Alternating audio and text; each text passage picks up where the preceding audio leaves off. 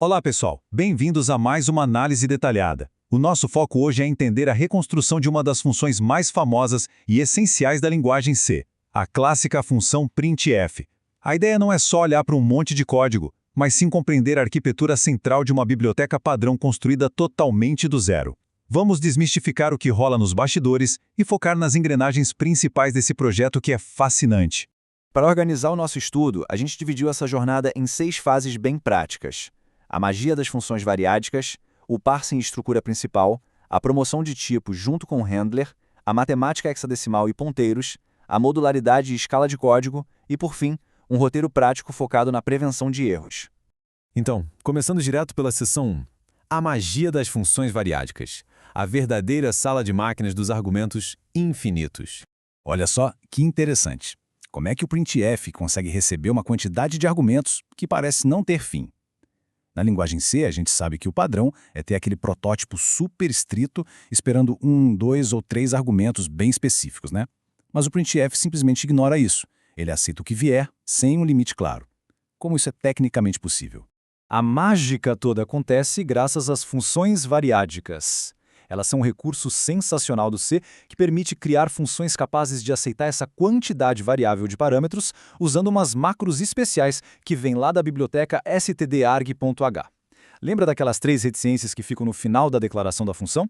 É exatamente ali que a gente avisa o compilador: opa, se prepara que vem uma lista dinâmica por aí. É isso que resolve o mistério. E para lidar com essa lista na prática, existe um ciclo de vida obrigatório em 3 passos. Pensa nisso como uma esteira de fábrica. Primeiro, a macro var_start liga essa esteira, apontando para o primeiro argumento. Depois, a gente aciona o var_arg repetidamente. Se pedirmos um número inteiro, por exemplo, o sistema extrai exatamente esse bloco de memória e avança a esteira para o próximo item. E, no final de tudo, o var_end desliga a máquina e limpa a memória com segurança. Dominar esse ciclo é absolutamente crucial. Avançando para a seção 2, parsing e estrutura principal. Vamos entender como navegar pela nossa string de formatação. O que dita o ritmo aqui é uma divisão super clara dentro do nosso loop principal de leitura. Funciona assim. Se o caractere lido for normal, o programa simplesmente imprime essa informação direto na tela e segue o jogo. Mas, quando o laço de repetição esbarra no famoso sinal de porcentagem, o cenário muda completamente. Esse caractere atua como um gatilho. Ele interrompe a escrita direta e aciona toda uma lógica interna sofisticada de formatação. Esse gatilho indica que o próximo caractere tem que ser mapeado. O nosso parser precisa reconhecer tokens bem específicos. O %C para um único caractere, o %S para uma string inteira, o %P que lida com endereços de memória, o %D e o %I para base decimal normal. E claro, a gente também tem o %U para números não assinados, o %X para base hexadecimal e a dupla porcentagem se quisermos imprimir o próprio símbolo. É um mapeamento direto de identificadores. Certo, seção 3, promovendo tipos e o handler. Essa é a nossa central de delegação. O nosso handler, que geralmente chamamos de ft_handle_format, age como um verdadeiro guarda de trânsito de dados. O trabalho dele é super focado. Primeiro, ele recebe aquele caractere identificador que acabamos de ver. Aí, passando por uma árvore de verificações condicionais, ele testa qual conversão foi pedida. Tipo identificado, ele delega o trabalho acionando a função correta para aquilo. Por fim, e isso é muito importante, ele retorna a quantidade total de caracteres impressos, para manter a contagem final do printf sempre exata.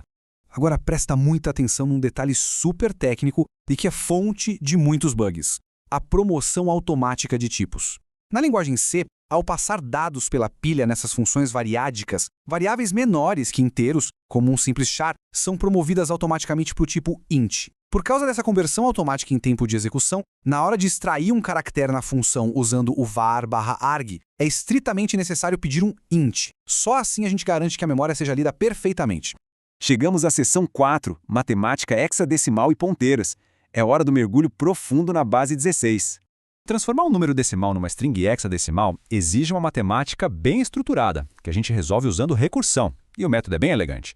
A função recebe o número, se for maior ou igual a 16, a gente divide esse valor por 16 e chama a própria função de novo.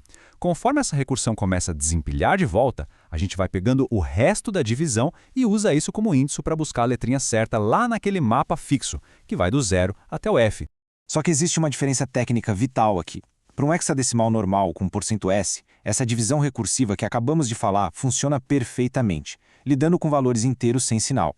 Mas, quando o assunto é formatar endereços de memória usando o %p, a mecânica exige uma adaptação. A gente precisa imprimir manualmente o prefixo 0x logo no começo, e de forma crítica, a conversão hexadecimal tem que lidar com o tipo estendido unsigned long. Isso garante que espaços gigantes na memória sejam formatados sem perder nenhum dado. Beleza. Indo para a seção 5, modularidade e escala de código, construindo a planta do nosso projeto. Ninguém quer lidar com um arquivo gigante e impossível de ler, certo? A premissa de um bom design de software exige modularidade. Separar lógicas diferentes em arquivos diferentes é obrigatório para o projeto escalar. Ter um arquivo só para imprimir números, outro dedicado a caracteres, um centralizador .h e um makefile muda tudo. Essa abordagem descentralizada facilita demais a leitura e torna o rastreamento de bugs e as futuras manutenções exponencialmente mais rápidas.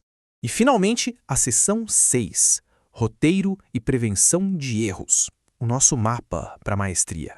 Tentar criar tudo ao mesmo tempo normalmente leva a um caos na compilação. A estratégia ideal é ser pragmático. Começar pela fase 1 implementando os caracteres simples e as strings. Somente depois de isso estar funcionando bem, a gente avança para a fase 2, focando em decimais e inteiros.